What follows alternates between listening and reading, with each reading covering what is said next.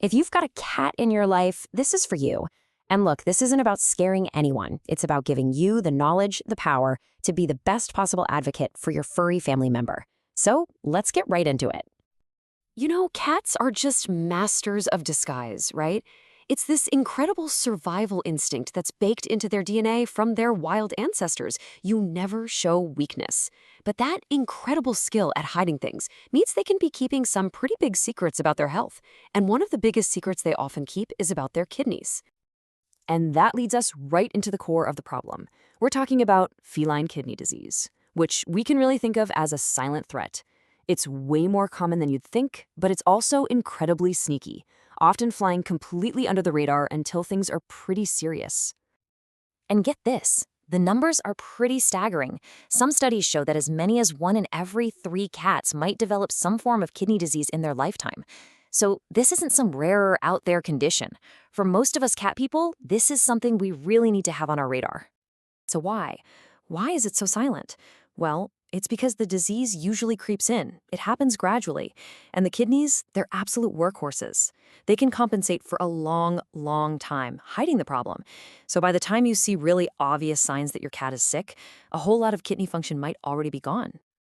So to really get a handle on what goes wrong, we gotta first understand what the kidneys are supposed to be doing in the first place, right? What is their super important job inside your cat's body? Okay, quick definition.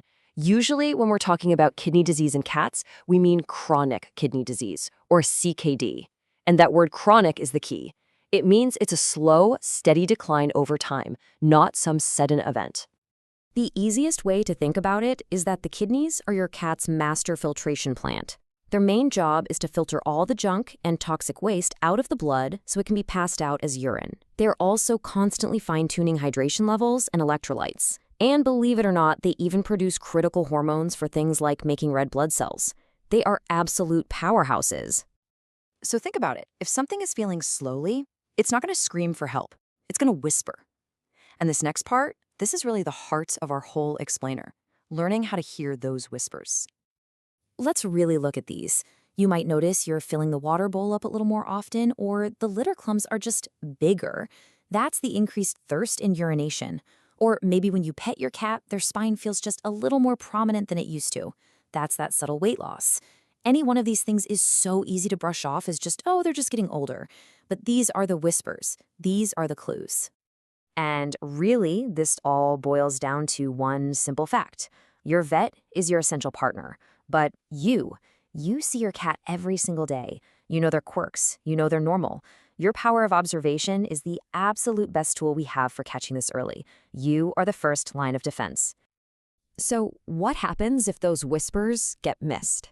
Well, over time, as the disease progresses, those quiet little signals, they get a lot louder. The whispers become roars. Now, these are the signs that are impossible to ignore. A cat who is clearly exhausted, whose coat looks messy, maybe they're throwing up, that distinct ammonia-like bad breath, that's from all those toxins building up in the bloodstream that the kidneys just can't filter out anymore. These are the roars of a body that's really struggling. Our goal is to take action way before it ever gets to this point. And when you put them side by side like this, the difference is just, it's night and day, isn't it? On one side, you have these subtle changes you have to be looking for, the whispers. On the other, you have these loud, blaring alarms, the roars. Catching it at the whisper stage gives everyone, you and your vet, so many more options to manage things and keep your cat feeling good for as long as possible.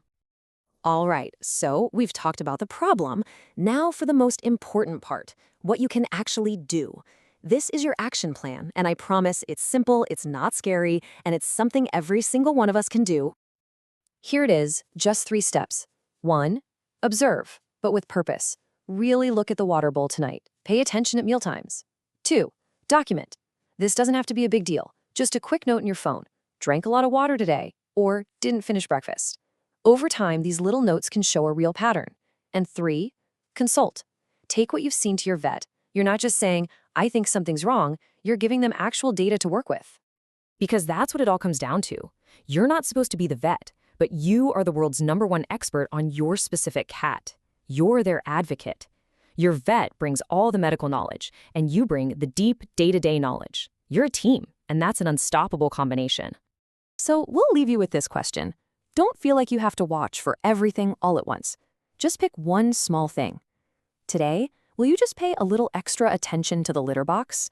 Or just consciously check the water level tonight before bed?